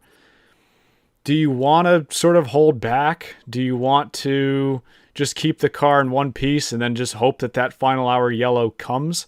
Or is there a chance that doesn't even happen this year? Because IMSA's been cleaning up the act recently with VIR in Indianapolis most recently. We had a long green flag run here last year. Maybe that last hour yellow isn't quite the guarantee it always has been. Yeah, I mean, if you're talking about the Enduros for IMSA, this is, to me, the most sprint-like one. And yes, I know it's 4 hours longer, but this is the shortest lap you go to, right? So if you're in a GT3 car, you're still only doing 1 20-second laps. So you really don't have time to lay back in this race. Obviously, you're going to get a lot of yellows, so you can get the lap back early. The guys in GTD, you could see the strategy go every way there, right? Because if you're in the Michelin Endurance Cup, then probably you're sliding your pros in at hour 2 and trying to go get those points or going off strategy there. If you're purely going for the win, then you're probably playing the more traditional strategy of trying to knock your bronzes time out as quickly as possible. Stu, what's the minimum drive time for bronzes in this race? Never mind. I'll answer it. It's 2 hours and 30 minutes. Yeah, so you have to do almost 3 stints, and you for sure want to knock that out, because basically the last thing your bronze wants to do is drive at night at Petit. I mean, it is absolute chaos with 53 cars on the track. That's like having 120 cars on track at Daytona. It is so tight. It is only 2.54 miles, and the closing speed is pretty crazy on some of these cars. So, yeah, I think the strategy really depends on what you're going for. I think you're going to see obviously you still have a ton of teams out there that this is it, right? Like they probably, I mean, start naming off the teams that have a crap season. They just want to get a trophy at the end of the day, right? So this is kind of where you see people get more aggressive, where you see people go off strategy more. So this is some of the things that makes Petit Le Mans great, is you have not only people fighting for championships, but people fighting for just something positive to take from the season. Because if you've had a junk season, you're going to go try to get the result, right? Like, think of if you're a Gradient, you haven't had a top 5 all year. Like, those guys are used to doing well. They're ready and going to probably play an aggressive strategy and try to go get a trophy for their guys. Forte, people like that are just kind of having down seasons, DXDT. So I expect to see a combination, which is probably the thing I love the most about this race from the strategy point, is you can sit there, especially if you're in GTD where you have 19 cars and you're trying to keep track of what these other 18 guys are doing. And I would have a sheet on my box, and I would have kind of all those scenarios that Stu plays out. So I would kind of know what they're thinking, right? Because you're going, okay, yeah, the 12 car is in the championship. They're playing it more conservatively right now. Oh, these guys are in the Michelin Cup. They're doing this right now. So, yeah, there's a lot of stuff going on when you're on the box for this one. Yeah, not just that, not just teams that have had tough seasons, but you also have teams where this is going to be their last race. We're looking at a couple teams in GTP. We've got BMW RLL, of course. That team's going over to WRT. Finally confirmed, by the way, going over to WRT for that 2-car program next year. We have the last race in GTP, at least for now, for that Riley-backed Lamborghini SC63. Maybe we see it back in the hands of a different team in the future, but for now, this is one that they're going to want to win as well. Yeah, they're going to Asian Le Mans. It's going to be on Bring a Trailer in 3 weeks. Yeah. Well, it wouldn't be the first time. It was AWA that, could have bought that car a year ago. Yeah. But I think that's what this boils down to, is you have a lot of teams, not so much. What I was going to ask you, Stu, was, I know it depends how qualifying goes, but are there any classes where there's a decent chance that this championship comes down to just 1 point to win specifically in that class? I'm not talking about the Endurance Cup. I'm just talking about pure IMSA championship to win it. Is there any scenario where a 1 point swing is going to be possible, or a 1 position swing is going to be possible to make the difference? And I guess the only one that would be possible in my head is GTD Pro. Well, yeah, that's the obvious one. But I think we have to remember LMP2 as well. LMP2 is an 85-point gap between the United number 22 and the and Spike. The 99 is leading that one by just 85 points. So if you see Spike, have some issues, the first couple of hours are going to be critical for that LMP2 class, as Aaron alluded to, when you would have the bronze drivers in the car. That's going to be huge for that LMP2 class, because we've seen the incidents that take place in the opening couple of hours with LMP2 drivers. We've seen it all year long, and that's sure to be on display here again in the first couple of hours. So, if Spike were to, not even a huge setback, like we're talking, maybe it's just a little bit of an off track, then that could set them back. And then LMP2 is a complete toss up. We know that. So that absolutely, that championship will not be decided until the final hour of this race, likely, and you'll have to keep close eye on Spike and the 22, who is come on strong the last half of the season. So what's the point swing between first and second, Stu? The point swing overall. I mean, in IMSA, it's 350 for winning, and then what's second? 320. Second is 320. Okay, so what I'm talking about specifically a scenario like we had with DPI in 2021, like we had with GTD Pro last year, where you literally have one position be the difference for winning the championship between those two cars. That's what I'm keeping an eye on, because in my opinion, those are the teams that need to play both offense and defense in this race. Yeah.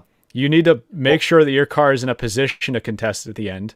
Because I think a lot of Petit Le Mans is about survival. This is a race that you can't sort of just run around a strong pace and probably be okay the same way that you can with like an Indy 6 hour. I don't think that race is as chaotic as Petit Le Mans. It's certainly not as long. Well, and this is a case where having a teammate is a very big feather in your cap, because if you're dragging speed, any mistake, and say you're trying to get a lap back and your other car isn't in the championship, if you're Pratt Miller, what do? You just leave them out there and jam them every time, so they're trapped a lap down every time. They're sacrificing the four every time. So you really cannot mess up if you're dragging speed, because Corvette has just another gun to play with that you don't, and they could literally just keep you trapped the entire race if they wanted to. And just sacrifice the four. And also another point to that is we saw it at was it VIR, I think, where the two Corvettes were running like first and second, and I can't remember, I think it was it Rexy trying to get around them? I can't remember who it was trying to get around them in that GTD pro battle, but when the 3 and the 4 Corvettes are running nose to tail, the 4 was able to really give the car behind them a rough time trying to pass. And by the time that Rexy or whoever it was got by, the gap had grown to the 3. And then, you got to go and make that charge back. You can burn near an entire stint, really, if you're able to play that teammate game properly. So Corvette certainly know how to do that. They'll be trying to take full advantage of that come the race.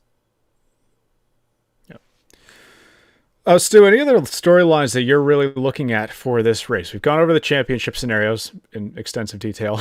We've gone over the fact that this is going to be the last race for Rahal Letterman Lanigan and potentially that SC63 program as a whole. Aaron brought up the fact that this is a good opportunity for some of those teams that really aren't in the fight for the championship at all to try to capitalize on what's otherwise been a disappointing season. I mean, we were talking about FAF earlier. I don't see a better opportunity than this for FAF to turn this season around. They're not really in any championship scenario worth fighting for right now. They're going to be switching over to that new car at some point next season. But what a way to end off the season with momentum that would be for them. Trying to think if there's any other storylines that you want to carry on to this event. Yeah, I mean, we've already touched on a lot of them, whether it be from the championships to some final races. RLL, we've seen a lot of cars that are heading into their final, or a lot of teams, heading into their final potential race for the foreseeable future in IMSA, go out and win. We saw it with Chip Ganassi Racing last year. We saw it with Mazda a few years ago at the end of their DPI program. We saw it with Meyershank Racing back in 2023. So there's a lot to watch for there, I think, especially with BMW. But you also mentioned the SC63. Like, it's not just that car, it's its potential last IMSA race, but let's not forget about the pace that they showed at Indy as well, and that the improvements that they made to that car, the upgrades look like they're, that has made them look like legitimate contenders. So the drivers, when they were speaking with the media, said that, those improvements they should hope to see those improvements be even more prevalent at Petit Le Mans and at a twisty, turny track. So that it could be a really big day for the SC63 there as well. But yeah, I think generally we've covered all of the major storylines. Also, Aaron a good shout out with the Bronze Cup battle as well, because that one is that's big. That's huge. An invitation to Le Mans, and that'll be a fun one to watch for in the Bob Aitken Award. And I did not look at what the Jim Truman Award is looking like either. Well, it's the same battle as the other one, right? So it's just the AO car and the United car. That one doesn't really matter as much because both of those teams, I mean, PJ Hyatt's got like 3 other chances to get an auto invite to Le Mans and everything he runs, and then United obviously has their auto invites from ELMS. So that one's not as exciting as that other one is really their only chance. And you bring up a good point on the SC63, and if you've been paying attention, where they tested all that, all those updates they brought was at Road Atlanta extensively. Bill Riley's got a really good track record at that track as well, with the 74 car, with cars in the past, all the way back to, Riley and Scott days. And then he just won the Pilot Challenge race there last year. So, I wouldn't count out a Hail Mary on that car. I mean, it's nice to see that something has been done to that car at least, right? It just wasn't a dog that was put out to put a slow death. They have tried to revive it here at the end. Yeah, it gives you a little bit of hope for maybe a long shot potential return in the future. Yeah.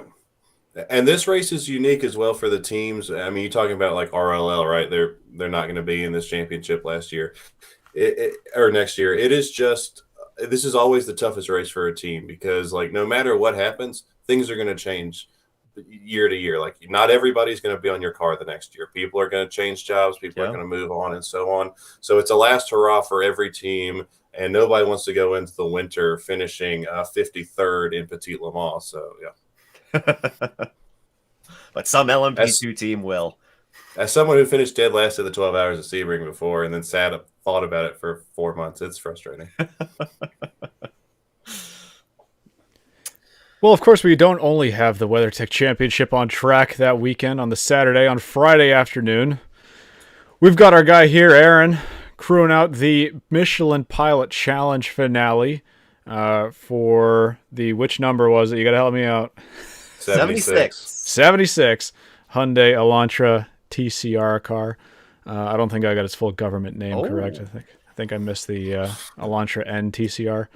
Why don't you give us a little bit of a preview on some of the storylines we have for that race, Aaron? Because I could tell you, being at Petit Le Mans last year, Michelin Pilot Challenge certainly delivered a lot of action for those of us at the circuit, as it would for people watching streams online as well. Yeah, I mean, if you're new to going to Petit Le Mans, Thursday, Friday, Saturday, all spectacular days, each in their own way. And Friday is a championship Friday, right? So you'll have 3 different championships decided that day with Stu's favorite, the Loud Weed Eaters of MX5 Cup, and then you have VP Challenge, and then, of course, Pilot Challenge. Kind of a tale of 2 different championships going on in Pilot Challenge. So you have the GT4 championship with our friends at RS1 who keep like building this huge lead and then tripping here in the second half of the year. So Stu, what is it, like 110-point lead or something like that they have? Sorry, in GS it's a 100-point lead. 100-point lead there. There's a huge swing in GS class there with like 27 entries. 23 cars in GS. So literally anything can happen in that championship. But Porsche did win that race last year with a different team. 27 entries in GS. Yeah. Excuse me. Sorry. I see you haven't done your research for our show yet. Our show's not till Monday. That's going to be really exciting. And then you want Chris wanted an exciting championship. Then you come to TCR, right, where you have a 10-point swing between first and second, which is the 93 Honda and then the 98 of Harry Godsacker in the Bryan Herta Hyundai Elantra NTCR. And then you have us just 70 points behind that as well. So a ton of scenarios in there. I'm pretty sure the fourth place car is mathematically eliminated with only 16 cars in the championship. But yeah, so a lot going on there as well. Literally, that is whoever finishes in front wins the championship out of those two, and then except if they are finished outside of the top 4, then MMG would have the tiebreaker. I went through the tiebreaker scenario on the most thirds, right? On more thirds, correct? Yeah. I think it's more thirds. Come on, Stu. Stu's trying to out tiebreaker me like he can do that. Come on, I am the tiebreaker guy. Well, not tonight. You want me to share my screen with all the scenarios of how we can win the championship? No, save it for Monday. Yeah. So anyway, exciting stuff there. You've had all 4 manufacturers now win this year in TCR. I think you've had every manufacturer but Mercedes win in GT4 this year. So a lot going on there. Going to be exciting. For us at Bryan Herta, we're excited to have 2 cars in the fight here at the end, and we did not win the championship last year, and we're not used to doing that, and so we're not trying to make it a trend. We're trying to make it an anomaly last year. So we're going to go in here and try to win the thing, obviously, for my car and then the 98 car as well. After the Cupra kind of dog walked everybody at Indy, you did see you did see a certain 3-letter word change yesterday, so should be some good racing. Yeah, did you mention the Manufacturers Championship, Aaron? Well, the Manufacturers Championship is clinched for the 7th year in a row by your favorite front-wheel drive car, a Hyundai. But the Manufacturers Championship is hotly contested in GT4 with Porsche only holding a 20-point lead over BMW and a 50-point lead over Ford. And with 7 manufacturers at play there, then you can really see that one get turned upside down as well. I might be lying, too, because the Supra hasn't won this year. So 2 manufacturers haven't won this year in IMSA Michelin Pilot Challenge. Some good battle. There you go. Some championships to close up there, and if I'm not mistaken, you guys are going to be talking about that and also some of the other support series on a podcast next week, Stu. Correct me if I'm wrong. Monday. There you go. Insert time here. Over on Off in the Esses on YouTube or podcast platform. As Chris said earlier, my show. Yes, your show. Stu's channel, at least. Well, can't take that from him. Yeah. If nothing else, I wanted to spend a couple of minutes just going over some of the tips. Listen, this is where you're going to get the Rain Race podcast exclusives, because I don't think Graham Goodwin's telling you these tips over on This Week in Sports Cars. He's got a lot of news that we don't have, but what he doesn't have is the inside scoop on how to get out of Petit Le Mans as quickly as possible once the race is over. I do want to go over turn 6. I wanted to go over some of those just because this is a race that it seems like we got a lot of IMSA fans attending, whether it's their first IMSA race, whether people just want to go to the championship finale. Just seems like it's a hotly attended race. And I had been there the past 4 years as both working there and as a fan, so I feel like I have enough experience at this point, and then Aaron, with his 20 plus years of experience, can tell me if I'm right or if there's things that I'm too naive to know. Okay. And Stu was here last year as well, so I was. between the 3 of us. Yeah. Okay, Stu, you're one time. Yeah, one timer. Raise that roof. What I will say about Petit Le Mans is this is a track that is actually surprisingly, I don't want to say easy to get around, because the elevation is more dramatic than it looks on TV, especially the final turn. But for actually getting around the circuit, the footprint of the track is actually not that large. So it is actually easy to get from one part of the circuit to the other. You have 10 hours to do that. Of course, with this being an IMSA race, I would recommend spending some time getting out to the grid walk pre-race. This is always one of the most chaotic grid walks of the season, it seems. Yeah. So try to get there early if you don't want to get swamped there. Or if you just want to speed run the end of it when there's less people, you can do that as well, which I've made a habit of doing sometimes. But my main tip for Petit Le Mans, this is the one I'm most proud of, is if you are parking on the infield at that track, whether it's Friday or Saturday or whatever it may be, especially for the race though, move your car out to 10B or to like the outside of the track linear parking lot with like an hour and a half left in the race. If there is a late race safety car, it's the best time to do it because you're not going to miss too much. But I will tell you that unless they fixed things recently, the infield traffic getting out of the track is it's a struggle. I got stuck about an hour for leaving the track on Friday a couple of years ago. So the trick for me has always just been, especially during the race, move your car out towards the exit of 10B or out across the other end of the track. Once you're all done with everything else for the day, you can leave it in there until then, but as long as you get it moved before the masses start leaving the track, that's the way to do it. Yeah, I'm gonna go one more. Take your car on Saturday, move it to the support paddock, which is now empty and is a parking lot, and then you can go watch the new victory celebration that they started last year, which is on the support paddock pit lane. And then you can get in your car, and if you go towards turn 1, there's a secret exit that will take you out that way, and you can avoid everybody. Did they open that up last year? I thought that was media parking last year. The support paddock. After the race. Oh, no. Yeah, you can park there. That's why we have to clear our trucks by midnight so that fans can park. Yeah. There you go. That's the Phifer exclusive. Yeah, I remember last year on Friday parking in, like, there's a lot kind of in the bush, kind of near adjacent to the Esses, and I remember it took an hour and a half to get out of the track from there on Friday.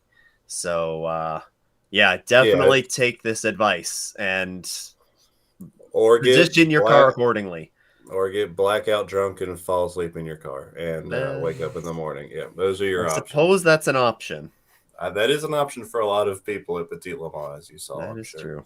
They might tow your car, though, but depending on the parking pass, you got till noon till Sunday to get out. But no, I mean, my favorite. So I've obviously spectated that race for a whole lot of years, and especially at night, you got to obviously go to the main spot, which is watching them come down the hill, right?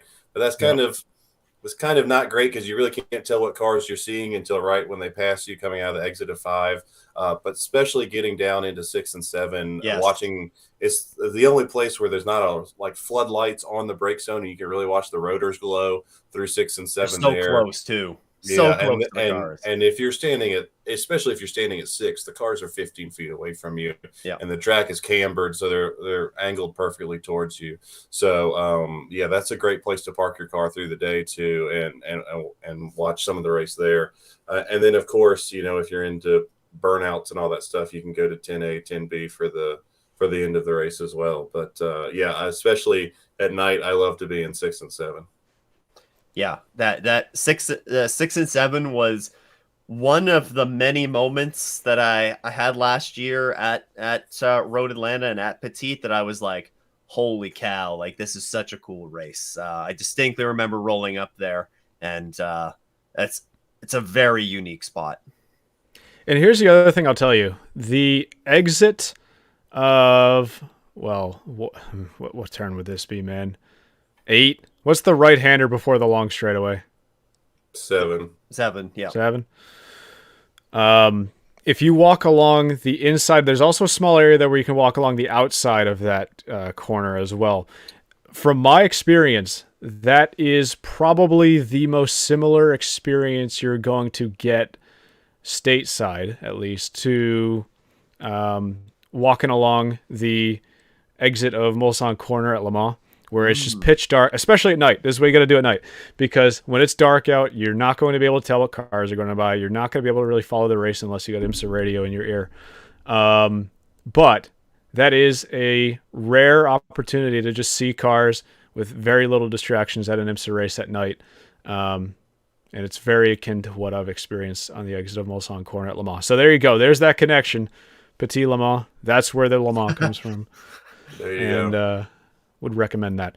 Otherwise, yeah, I think you've hit the hot spots for the race. I was actually at the end of the Esses last year when Renger van der Zande's headlight kept going out in the final few laps of the race. Nice. So we could see him. Sometimes you could see him, sometimes you couldn't see him going through the Esses, which was pretty insane. But they do have a video board out there as well. If you do decide to watch the finish there, you're not really going to miss a whole lot. As well as in 10A, 10B. But easier to see from 10B and kind of like the big stadium section they have there. Yeah, 10B is probably the hot spot for the end of the race for most people. That's where I think most people end up. Big passing zone there too. Yeah, if you want to watch passing, you can sit there and watch passing every single lap there. Yeah. An underrated spot for me is actually at the bottom of the S's on the other side of the hill, and you're watching them come down and then shoot back up 5. That's a great place to watch. And then that whole section from 3 to 4 where they don't let people put their tents right there, so you can walk and look at all that as well. And if you're at 3, you're really close to the cars as well. 2 and 3, it's a great spectator track. The one thing I've hated for almost 30 years is that they won't cut down the trees and let you go on the other side from 1 to 6, because that would be great as well. But probably only second to Road America as far as spectator friendly tracks, in my opinion. Yeah, and accessibility around the track too. Very, very accessible and easy to get around. I think they do have some sort of tram type service that they roll around. I think they're actually buses. They're small buses that they roll around. But bring your crappiest sneakers. Oh yeah, red clay. That's a real thing. I brought some white sneakers last year that I just now use as gym trainers, because you can still see the red clay on the bottom. I threw them through the wash, still out there. You're not getting rid of that. Oh, I try walking up the hill on the infield too. Going up the S's, that hill. Good luck. Have fun. Yeah. And whatever you do not go off in the S's. Hey, listen. You know what? I think let's just go back to some questions real quick here. I got a Red Sox game calling my name. They might be getting stomped by the Yankees for all I know. So we'll hit some questions and then wrap this show up. Ryan Nelson earlier in the episode asked, is there a brief explanation for the homologation of these hypercars? I was only aware of a road legal version of the Aston, Porsche, of the Aston. Porsche had a 918, but I don't think it was still in production. So to keep it simple, the homologations for hypercars right now are you have to homologate a car, you have to get it approved by everything's going through the wind shear wind tunnel right now in North Carolina, because the Sauber wind tunnel that was being used to homologate the cars for the WEC is now in control of Audi for their F1 program. Once the car goes through that, though, it is essentially locked to that homologation. You get 5 Joker upgrades that you can utilize. We've seen most of the manufacturers by this point utilize some, if not all of those upgrades. And the most difficult part is when they make upgrades to those cars, you really don't know how many Jokers they use unless the manufacturer tells you. So there's a lot of sort of vagueness with the whole Joker system right now. If you want to go beyond that, though, you have to go out and homologate an entirely new car, which seems like that's the route that Peugeot is going to be taking with the 9X8, because they've used up all of their Joker upgrades so far and still seem like they can extract more by building a new car. So that seems like the route they're going to be going down. If other manufacturers are going to follow, we'll have to see. For the road part of that question, though, you don't actually have to homologate any road cars. This is not like late 90s GT1, where you had the ridiculous homologation special Toyotas and Porsches. We do have some hypercars that are based on road cars, like the Valkyrie, but it is not a requirement. And as for what happened with that Porsche, I know what you're talking about. They made a 919 Street, which was just a concept. I don't think they ever did anything with it. And of course, they also had the 963 RSP, one-off car that they announced this year at Le Mans. But that's by no means a requirement to race in the class. I guess it's worth noting as well, LMDH cars do have to bring in the manufacturer's like road styling cues into the car. That is Yes. a factor in Yeah, homologation as well. you can actually get denied by the sanctioning bodies if your car does not look enough like your road cars, or at least have enough styling cues that carry over. That has happened for a couple manufacturers in the past, actually. If your brake lights do not have your logo in them, it might not pass. Hey, how deep are you into sports car Twitter? Have you seen who was at the wind tunnel this week and must be bringing an Evo soon? Well, who would that be? You'll have to dig onto sports car Twitter and find out. Come on, we're not going to talk. It might rhyme with Smackura. Smackura. They're actually the only ones who haven't done an Evo upgrade in GTP right now, right? Yeah. Well, so yeah. Seems some There we people go. spotted their trucks sitting somewhere this week. Yeah. Oh. I was going to say, is that an Anthony Florio special? Yeah. It's actually not, although he is the best. Yeah. I feel like a couple times a week you get the IMSA testing schedule that shows up in your feed, and I'm like, oh, cool, here we go. I literally don't know how he pulls who's going to David Murray track days. Like, I don't know how he extracts that information. Yeah. Yeah. Some of the stuff is posted on there is a document that you can find for the GTP or hypercar teams, because those do have to be posted. But yeah, any of the other classes, I'm like, how do you know this? We did have another question about Road Atlanta. Do they allow bicycles on the track? I think so. They did send me a whole lot of emails about things they were changing this year, with like specifically golf carts, I believe. I don't think e-bikes are allowed. It was if you're considering bringing something, check with the Road Atlanta track website. Yeah. Yeah.